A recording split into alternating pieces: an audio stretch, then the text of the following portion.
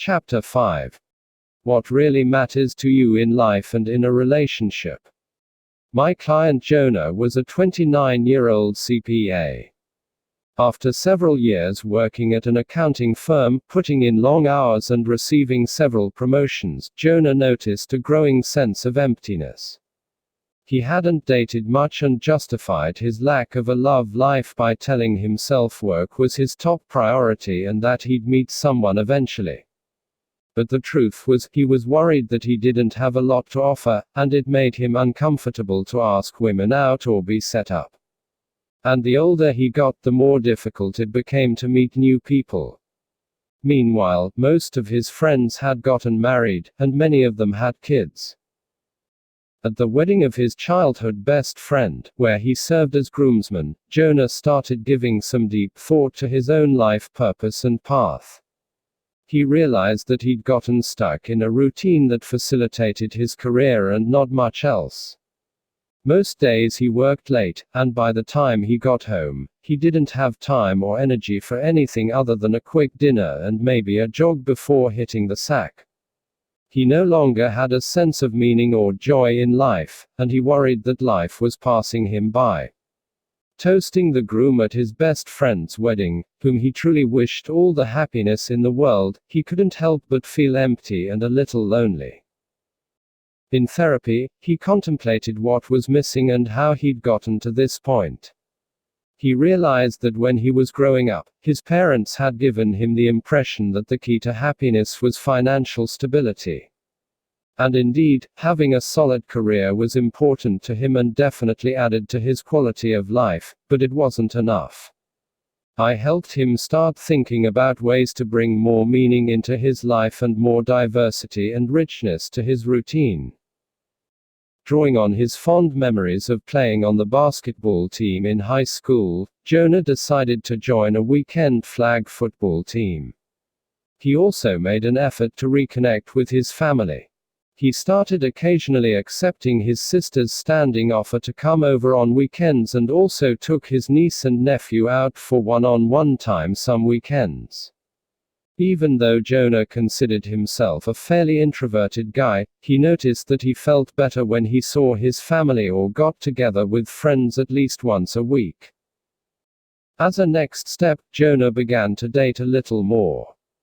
He recognized that he valued having a relationship even if asking women out caused him some anxiety.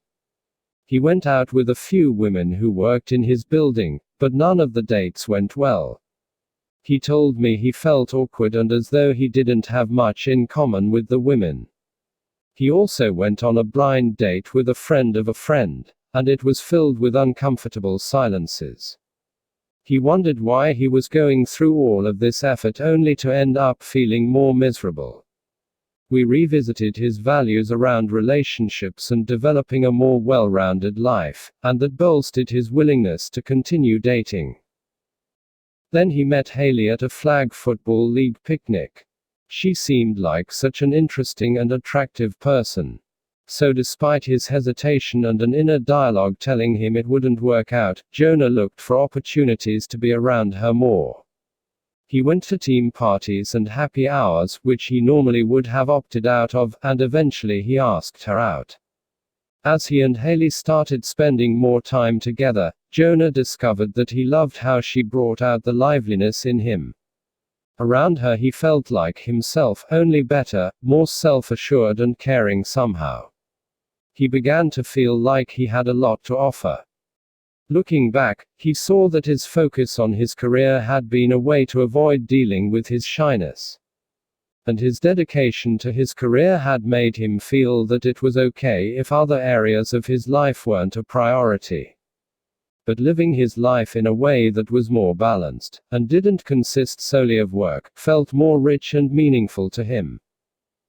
There are all kinds of reasons why people get adrift in life, not pursuing what matters to them. First, like Jonah, many people fear the unknown and therefore stay inside the comfort zone, safe but unfulfilled. Also, like Jonah, many people come to believe that financial success or career accomplishments are the best route to happiness and satisfaction, But this can get in the way of self-reflection and connection with others. And many people simply get swept up in the fast pace of life and don't take time out to reflect on the course and whether it's truly what they want. Next, anxiety and shyness can also be a factor, creating a focus on trying to avoid feeling anxious, embarrassed, or bad. You may not even think about what you're missing out on. Or perhaps you go into problem-solving mode, becoming preoccupied with reviewing how anxiety might show up in the future and how to avoid that anxiety. But this effort to avoid upsetting emotions causes your life to revolve around figuring out how you can avoid negative experiences, such as shame or embarrassment, rather than figuring out how to get what you do want, such as a rich social life or a fulfilling relationship. You may entirely abandon your values and aspirations in an effort to avoid uncomfortable experiences. Being anxiety-free starts to seem like the ultimate goal in life. Lastly, you may sabotage yourself with thoughts like, if only I didn't have this anxiety, life would be good. This can start to make life seem black and white, you're either happy or anxious, content or discontent. It becomes all too easy to lose sight of subtle nuances and underestimate the complexity of life. Mindfulness allows you to appreciate the richness of life as you experience it. There's freedom in recognizing that some suffering is a normal part of life. Adversity, struggle, and difficulty are just a part of the package deal that comes with living, dating, falling in love, and being in a relationship. In the end, the challenges are worthwhile because they allow you to develop meaningful relationships. Living a valued life. One of the primary themes of ACT is living in a way that's in line with your core values. The goal of this chapter is to help you get in touch with what you most deeply care about. It also examines the ingredients that are crucial to happy and successful relationships. I'll discuss problematic choices that anxious people may make regarding partners and take a look at how to instead identify people who are likely to be compatible with you long term. This chapter will help you explore what inspires you, makes you feel most alive, and brings you the deepest feelings of contentment. It will help you start living in greater alignment with your values, rather than in the shadow of anxiety. It will help you see that the moments in life when you feel most alive are almost always complex, filled with sweetness and also tinges of sorrow or distress. Embracing this complexity in life will allow you to strengthen your connection with yourself. By clarifying your values with the exercises in this chapter, you'll move toward living your life in a way that's more congruent with those values. Making small everyday choices that align with your values adds up. With time, this helps you live more fully, rather than simply existing, and helps you take full advantage of your life's potential. Research has shown that connecting to larger values and a purpose in life leads to more positive emotions, higher self-esteem, and a sense of deeper meaning in life on the days when people are most aligned with their values and interests. Hayes al. 2006. Ultimately, clarifying your values can help you find a purpose in life, and people who live with a sense of purpose tend to have higher levels of well-being. McKnight and Kashdan 2009. Another benefit to values clarification is that it can help you make key partner decisions in life.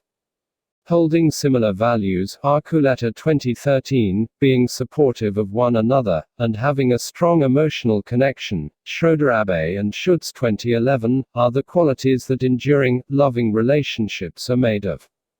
When you know yourself, it helps you make good choices about who you date.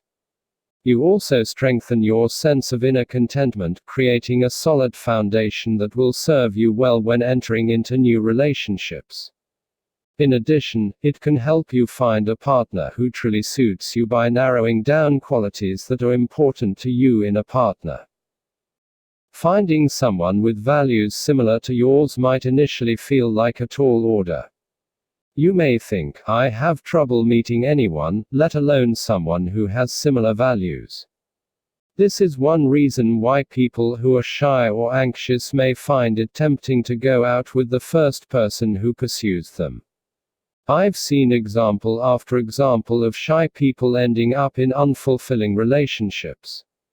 When they look back, they can see that they began the relationship because the other person showed interest, was attractive, or was the first person with whom they didn't feel shy or anxious. Again, these aren't necessarily the ingredients for a happy relationship. In fact, it might be a bit of a red flag if a partner doesn't make you feel anxious. Maybe he doesn't make you nervous because he doesn't excite or challenge you. Maybe she feels safe but not special. If you realize that you ended up with someone because that person chose you and pursued you, you may wonder, did I choose this person, or am I in this relationship because I went along with the first person who pursued me? Research indicates that people who fear being single often end up settling for less in their relationships. Spielman et al. 2013. Struggling with shyness and anxiety can exacerbate this fear of being single. But settling for someone who doesn't really hold the qualities you desire isn't the only choice you have. Regardless of whether you are shy or anxious, setting your sights on finding a compatible partner who can enhance your life is crucial to your satisfaction. A final issue is that people with shyness and social anxiety tend to have more trouble identifying, experiencing, and embracing positive moments and emotions in life. Kashdan, Weeks, and Savostyan over 2011. Further, they typically try to suppress most emotional experiences. This creates a vicious cycle, as a lack of positive experiences and positive emotions can increase shyness and anxiety. Connecting to your values is an effective way to recognize, appreciate, and savor the good moments when they occur. This, in turn, can enhance your ability to connect to others in a positive, meaningful way. This chapter will walk you through the process of identifying people who might be a good fit for you. First, you'll explore and define your own values, and then you'll look at the values you'd like in a partner. Then, as you date various people, you can begin to determine who could be a truly good choice for you based on qualities that might enhance the long-term success of the relationship. Exercise: Finding the Sweet Spot. This exercise, reprinted with permission from Wilson and Sandoz 2008, will help you begin to think about your values in a new way. Rather than zeroing in on words that define your values, it helps you focus on the experiences and feelings associated with those values and see how values translate into real-life experiences. It will also help you define what you value by exploring a good moment in your life. Life comes with many struggles, anxieties, and insecurities. But this exercise is going to focus on finding a moment in which you've found sweetness in your life. To begin, sit comfortably with your feet on the ground and your hands at your sides or in your lap. Gently close your eyes. Call to mind a moment when you felt really alive, when the struggle that has had its grip on you just fell away for a moment completely without effort, when you knew who you were, and where you belonged. It could be something recent or something long past. Call to mind just one. It doesn't have to be the most important or the happiest moment. It may be something really simple. You may even find a little bit of sadness there. See if you can just let that be there for just a moment.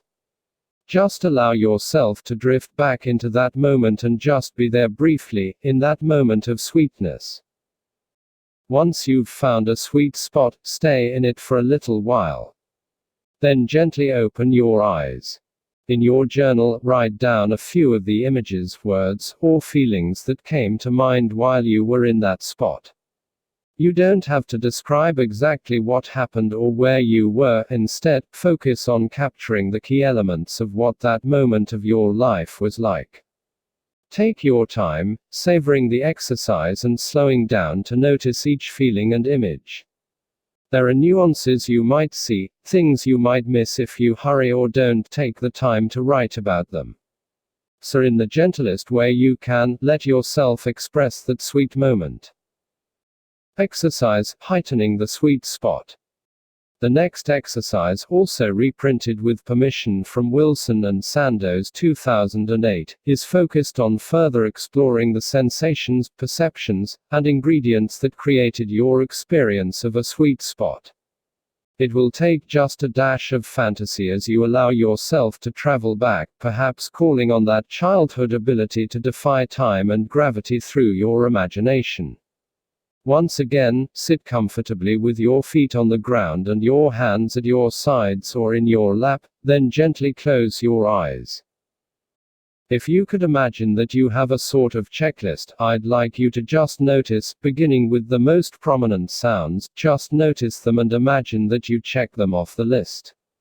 See if you can listen for smaller, more subtle sounds. You might hear the sounds of vehicles outside, the murmur of people speaking in other rooms. And breathe. Begin to draw your attention to your own body. Begin to notice places where your body makes contact with the floor and the chair. And breathe. Notice especially the little places where you can feel the transition in that contact. Notice the very edges of the place on your back that are touching the chair. See if in your mind's eye you can trace that margin. See if you can begin to notice the smallest details in sensation that tell you this part is touching and that is not. And breathe. Now, I'd like you to imagine that in front of you there is a file cabinet. In the file cabinet let there be photographs. Imagine that you open the drawer and reach in and withdraw a picture of you during that sweet moment. And, if there is not a picture there, just let one materialize. Let yourself draw that picture up from the file cabinet and feel it in your hands. Let yourself notice the sensations in your fingertips as you gently hold the photo. Let yourself look into that face of yours in that picture and let yourself notice the details surrounding you. Let yourself see your own face, the cut of your hair, the set of your jaw, the look in your eyes. And now, I want you to imagine that your awareness is some sort of liquid that could be poured into that you in that picture. So, imagine that your awareness is beginning to pour into the skin of that you in that very moment. Let yourself see what you see there. Let yourself notice the sensations that you feel on your own skin in that sweet place. If you're outdoors, perhaps you feel a slight breeze. If you're with someone, you might feel the warmth of the skin against you, the scent of their hair. Let it be as if you could just breathe that moment in and out. Let yourself feel the life in that moment. As if each breath filled you with that sweetness. Let it be as if every cell in your body can feel what it is to be in that place. Just take a moment to luxuriate in that presence. When you're ready, allow yourself to hold gratitude for that moment. Then gently open your eyes and allow yourself to return, feeling renewed and inspired because of having been to that sweet place. You may want to take a few minutes to reflect on your experience in your journal. What did it feel like to see yourself in that photo? Did you have a sense of wanting to connect more with the you who you saw in that scene? What do you think it was about this sweet spot that resonated with you? What memories, sounds, or emotions were most poignant? Can you identify other experiences that were also sweet spots? Perhaps you'll recall a positive interaction with someone or receiving a compliment. Keeping a list of your sweet spots can help you practice connecting to positive moments in your past, paving the way for more sweet spots to come. This exercise is particularly helpful for shyness and anxiety because it helps you move away from judging yourself and downplaying your positive experiences. Instead, you approach life from a place of willingness to feel your feelings as they come, to accept the moment as it is, and to feel the vitality in life. Exercise, exploring your values. Connecting with your sweet spot puts you directly in touch with your values at a very deep emotional level. Having established that connection, you're now in a good position to begin exploring your values more specifically. Withdrawal, avoidance, and fear of being judged, all hallmarks of shyness and social anxiety, may have prevented you from considering your values or living in alignment with them. In this exercise, you'll consider what you hold most dear in life and what you most care about regarding the people and events in your life. You'll want to keep your answers in mind, because in Chapter 6 you'll focus on implementing these values into your daily routine. Take some time to consider the following questions, then write your responses in your journal. Recall the last time you felt proud of yourself. What was it about your accomplishment that felt satisfying? What do you most admire or envy in others? Think about the last time you were deeply affected by someone in a positive way. What did the other person say or do to affect you in that way? What values do you associate with the other person's behavior? If you had only 1 year left to live, how would you spend your time, and with whom? What would you no longer concern yourself with? If you could accomplish anything in the next year, with no limits or boundaries at all, what would you want to do? Is there anything you believe in deeply? What is it, and what helps you hold that conviction? Being naturally shy and anxious leaves you susceptible to living according to others' values. This is because you may fear that others will think poorly of you if you don't act according to what they value. This can be true of interactions with your family, colleagues or superiors at work, and friends, and also with dating partners.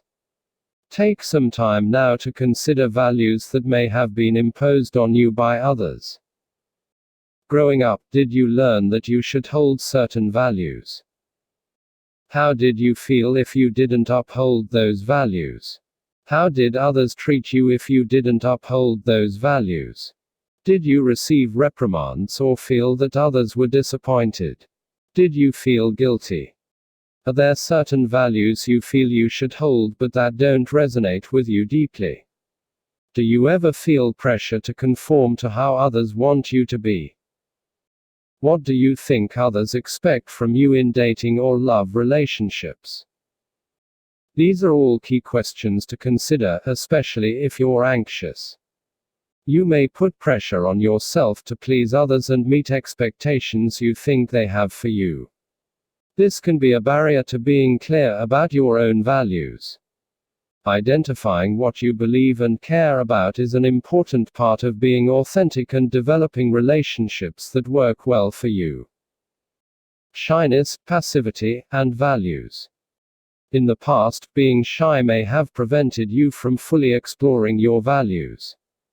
Shyness can cause you to take a more passive role in your own life, waiting for things to happen to you and assuming that your role is to take what life gives you. In this scenario, it can seem as though your values aren't an important factor in what you can expect from life, so you may not give yourself the opportunity to strive for what you really want. Passivity means that your mode of making decisions is actually to not make decisions. For instance, say you attend a singles mixer, don't speak to anyone, and then leave after a half hour. If someone were to ask you whether you met anyone new, you might naturally reply, no. No one talked to me. But talking to someone isn't just about waiting for someone to come to you. You also decide whether you'll approach others to talk to them. So the experience, no one talked to me, is only partially true. This is actually good news. Once you're aware that passivity is indeed a choice, you can start to be more mindful of when and where you're making the choice to be passive. Then you can connect with your values, decide whether you want to interact, and then call up the willingness to do so. This puts you more in control of your end of the equation in any social situation. You can choose passivity, or you can choose to be active. The decisions you make, whether to go out, who to go out with, whether you choose to spend an evening home alone, and so on, all affect your future. Life is a series of small decisions, and you're the one in control of how you'll respond to your options. The question is, do you want to make your decisions passively, based on avoidance, shyness, and maintaining the status quo, or do you want to actively make your decisions based on your values and inner desires? You're probably reading this book because you feel discontented or have a sense that you're not living the life you want. In part, this may be because you've been basing decisions on shyness or anxiety and some amount of passivity. Basing decisions on anxiety or passivity often gets you more of the same. While it is your choice to make, my guess is that since you're reading this book, you're ready for change. To get on a different track, you'll need to start basing your decisions on a different set of criteria, your values and authentic desires. Exercise: creating a values inventory. This exercise, inspired in part by Hayes 2005, will help you clarify your values. It will also help you see the ways in which you're already living by your values and identify areas you want to focus on in dating, finding a partner, and building a relationship. An essential component of ACT is examining values in different domains of life. Studies show that shy and anxious people who participate in ACT, including values clarification in various domains of life, have greater perceived quality of life and fewer symptoms of social anxiety. Dalrymple and Herbert 2007. These benefits can help you overcome the barriers that shyness and social anxiety can present in dating and love. Having a well-rounded life is such an important aspect of finding love. Many of my clients have found that when they devote the time and energy to enriching other areas of their life, they feel better about themselves and what they have to offer a partner. The sense of balance and passion for life, along with the clear sense of self, is appealing to potential partners. They also feel that being clear about their values helps them choose potential partners who are on the same page.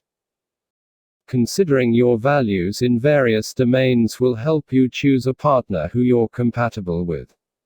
Many of the people I work with in couples therapy have fundamentally different views in some life domains, and this can make it harder for a relationship to work unless you've talked through these differences and how you'll handle them.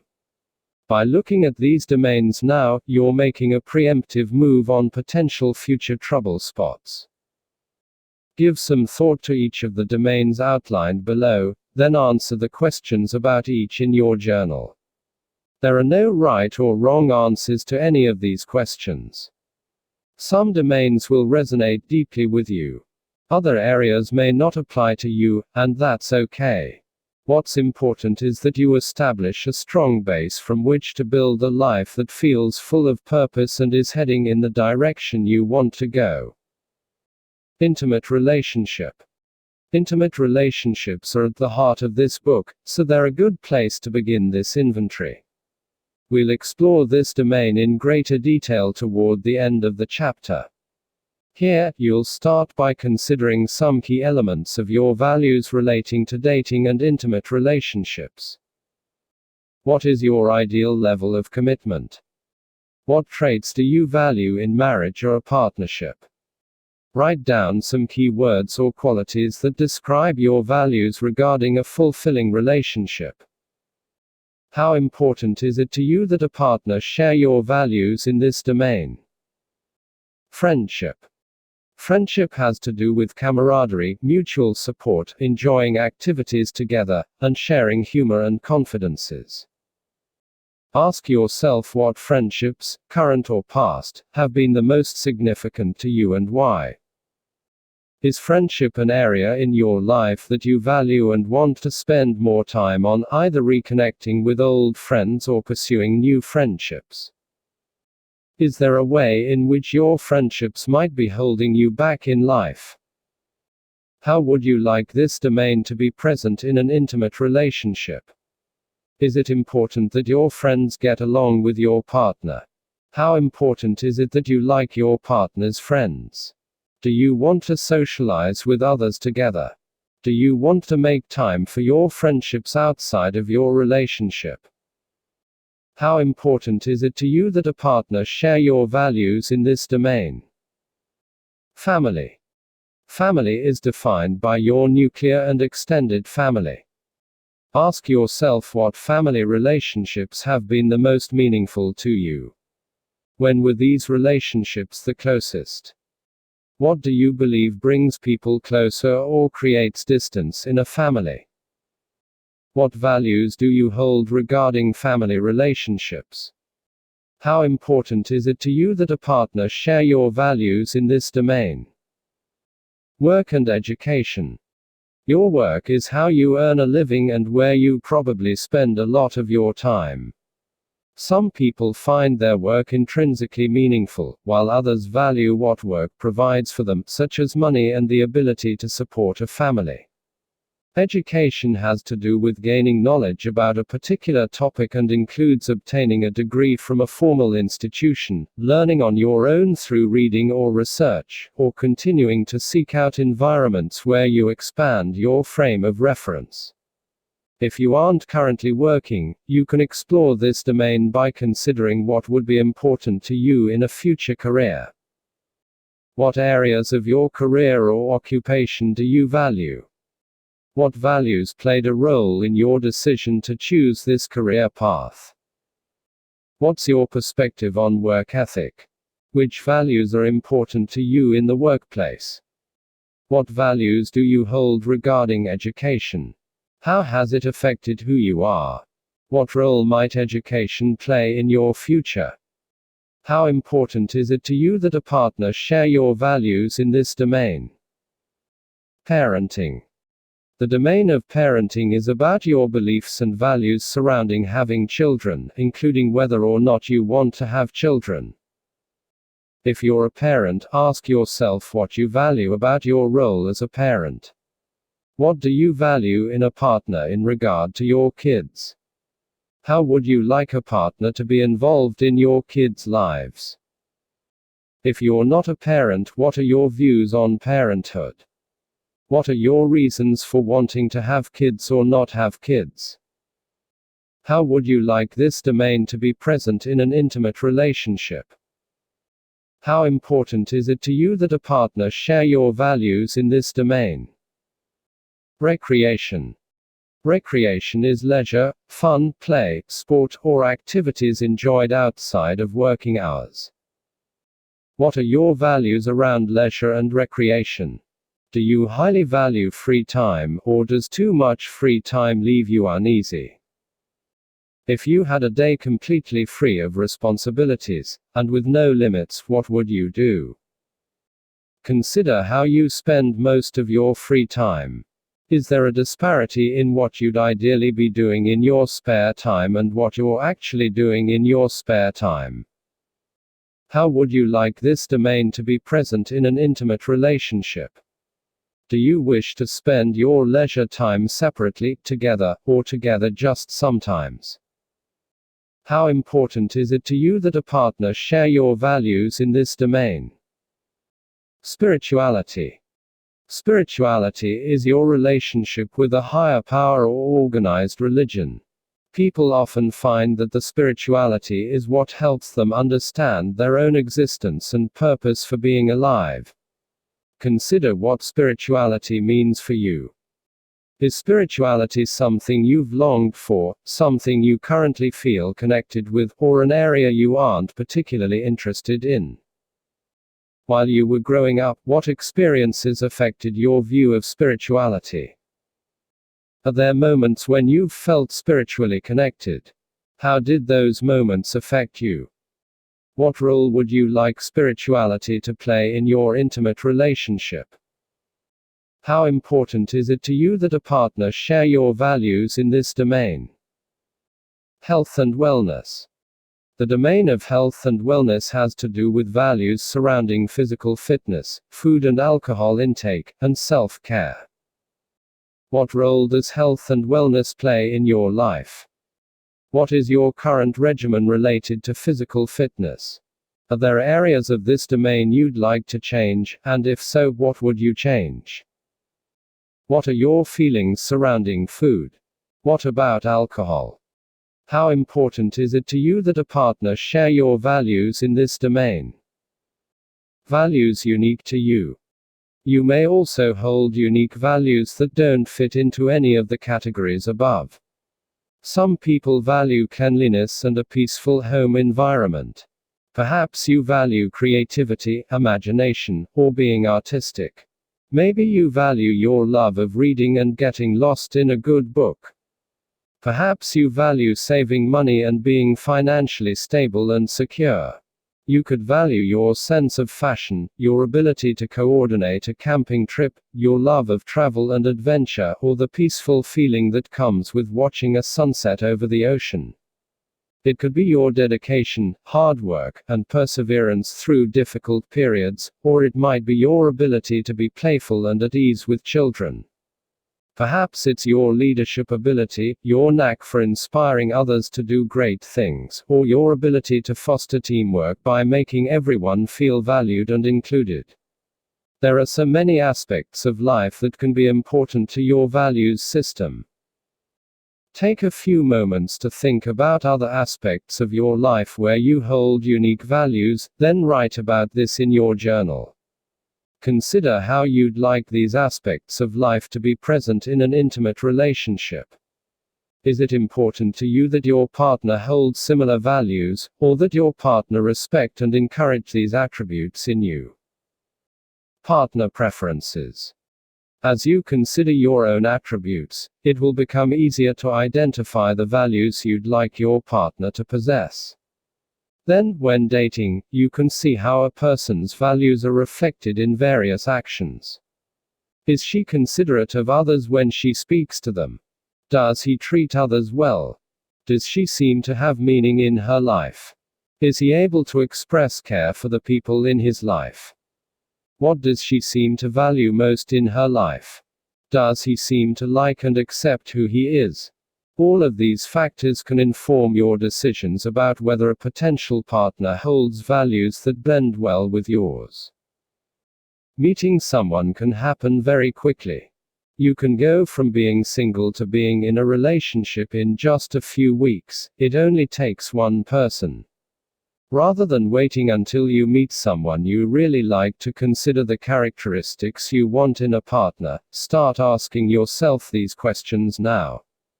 Considering these important factors will help you approach dating with a clearer sense of what you want from a partner, setting the stage for seeking out those types of people. The extent to which someone fits with your concept of an ideal partner can affect how satisfied you are with the relationship. Fletcher et al. 1999. Recently, researchers followed newlyweds for 3.5 years, examining how their ideal partner traits matched up with the traits they actually saw in their partners and how this correlated to divorce rates. Eastwick and Neff 2012. They found that people were more likely to stay married when their perception of the spouse's traits matched the pattern of ideal partner preferences. In other words, believing your partner possesses the traits you find ideal makes it more likely your relationship will survive. Therefore, it's important to find a partner who generally fits with what you're looking for. Exercise: creating your relationship inventory. This exercise will help you assess which traits you value in a partner or in a relationship.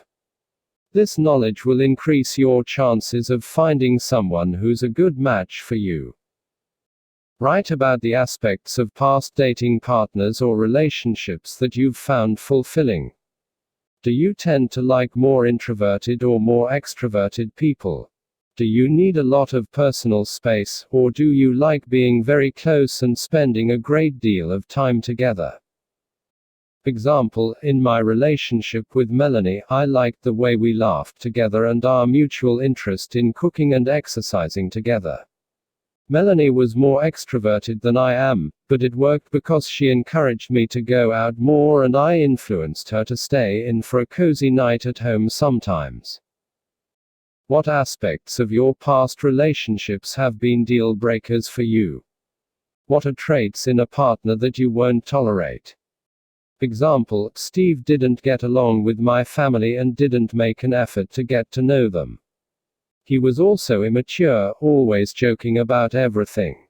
We had a difficult time having serious conversations even when we really needed to talk. Traits I won't tolerate in a partner are bigotry, lack of motivation, and dependency. Think about couples whose relationship you admire and respect. For each couple, write the names and list aspects of their relationship that make them a strong couple or individual traits that have a positive effect on their relationship. Example, Ellie and James. Caring, considerate, cooperative, fun, active, affectionate. Ellie and James approach things as a team. They seem to really love and adore each other, and they do a good job with the kids. Ellie is great at staying calm in stressful situations, nothing phases her. And James is a fun-loving person but also very responsible and devoted to his family. Think about couples whose relationships you don't want to emulate. Write the names and list aspects of their relationship that seem dysfunctional or destructive or individual traits that have a negative impact on their relationship. Example, my mom and dad. Before they were divorced, my parents fought all the time. My dad refused to talk about problems or make any changes, he was very stubborn. And my mom allowed him to treat her poorly. Up until he left her for another woman, she was tolerant of all kinds of behaviors I wouldn't want in my relationships, like cheating and staying out all night without telling her where he was. Based on your response to the previous question, think about what behaviors you would find intolerable in a partner, then consider what would be the opposite. In other words, what behaviors would be important to you in a partner for supporting a healthy relationship. Example, instead of infidelity and staying out all night, there would be respect, trust, and fidelity. My partner will be open to talking about issues when we have a problem. Each of us will expect respect from the other, and we'll leave the relationship if that respect is repeatedly broken. Make a list of traits or characteristics that your ideal mate would embody or possess. After you create the list, arrange it in order of importance to you. Then, for each trait, give an example of someone you know who embodies this trait and describe how that person represents this ideal trait or value. Example 1. Loyal. My friend Beth is a very loyal person. She's always there when I need her, she would defend me no matter what, and she never speaks poorly of others behind their backs. She's a true friend, and I would trust her with my life. 2. Hardworking. I work hard in my career, and I tend to have better friendships with my friends who can relate to this value. For instance, Whitney and Taylor both understand when I'm working on deadline, whereas my friends Beth and Jeremy don't share the same attitude about work, and we've drifted apart after college, since we started working. Describe the kind of partner you want to be. What would you like to offer in a relationship? What are some of the traits you possess that could be valuable to a potential partner? Example, I want to be a loving and caring partner. What I can offer a partner is my generous and caring nature, my affection, and my support. I'm kind, reliable, and hardworking. I take good care of myself and cook healthy meals. My friends find my kindness and reliability valuable. My family appreciates that I'm generous and caring and always look out for them. I think a future partner would appreciate what I have to offer because these are traits my friends and family value. Describe how you'd like to feel about yourself when you're with your ideal partner. How do you imagine interacting with this person? Example, I'd like to feel confident, secure, and healthy around my partner. I want to be able to be myself and be loved in spite of my flaws. I imagine I'd be able to make my partner feel good too. In my ideal world, we'd make each other laugh and have a blast together, but also be comfortable having quiet, relaxing time together. What kind of a physical relationship would you like to have? Do you enjoy giving and receiving affection? What kind of a sex life would you like to have? Example, I'm not a big fan of public displays of affection, but holding hands or having our arms around each other would be nice. Sex is important to me and I want to have a partner I'm attracted to and who's comfortable exploring and enjoying our sex life together. It's possible that some of these questions were more difficult than others for you to answer. For instance, some of the clients I've worked with haven't been around couples who are happy and satisfied. When I ask them to describe happy couples, they struggle to come up with any examples. Their only experience has been of coldness, inequality, dishonesty, or resignation. Many of these clients wonder if happy relationships really even exist or if they're just a myth perpetuated by romantic movies and books. Having realistic expectations. If you haven't seen others in healthy, fulfilling, loving relationships and haven't experienced one yourself, it's understandable that you may wonder whether they even exist. I can tell you definitively that while no relationship is perfect, there are indeed many, many people who are truly happy together. It isn't expecting too much to want a relationship that's mutually satisfying, respectful, committed, and meaningful, with enduring positive feelings between the two of you. Best of all, good relationships tend to deepen and get better with time. However, becoming fixated on unrealistic standards won't be helpful. If you expect your relationship to go without a hitch or for your partner to never annoy you, you'll eventually be disappointed. We all have flaws. All couples disagree, and all relationships go through rough spells. While there will be tough times and aspects of your partner that you'll find frustrating, when you find a good match, that person's good qualities will make it easier to handle those imperfections. Overall, having high standards for your relationships is a good thing. It's reasonable to expect that a healthy relationship will feel good much of the time. In my experience, people who are in satisfying relationships tend to report that the partner far exceeds their expectations in many ways. Imagine how nice it would feel to know that your partner truly offers what you want, and more. You may also underestimate what you have to offer in a relationship. This is why the relationship inventory exercise encourages you to think about what you have to offer and what kind of partner you want to be. Knowing and valuing what you have to offer someone else will strongly contribute to dating success. There are two main pieces of the equation in finding a relationship that's fulfilling for you. The first is taking a long, deep look at the values that really resonate with you. By completing the exercises in this chapter, especially the relationship inventory, and taking time to contemplate your answers, you've taken this crucial first step. The second is allowing yourself to have hope for a fulfilling relationship. So often, people sacrifice hope because they fear being let down. It's common to think, if I hope to meet someone I truly connect with, won't I just be disappointed if that doesn't happen? The truth is, we can't avoid disappointment or being hurt, it's part of life. It's important to recognize that the sweet spots in life, the truly meaningful moments, may include some disappointment as well as hope. Allowing yourself to face the possibility of disappointment and even embrace the idea of being uncomfortable is a freeing way to live. It stretches your limits and increases your capacity to experience joy and meaning in life. If you allow both hope and disappointment, both fear and excitement, to exist within you, you can embrace the good that comes your way while knowing that you can deal with whatever difficulties arise. Only by identifying the qualities you want in a relationship can you hope to find those qualities in a partner. Doing so will also give you strength to face the disappointments that may arise along the way.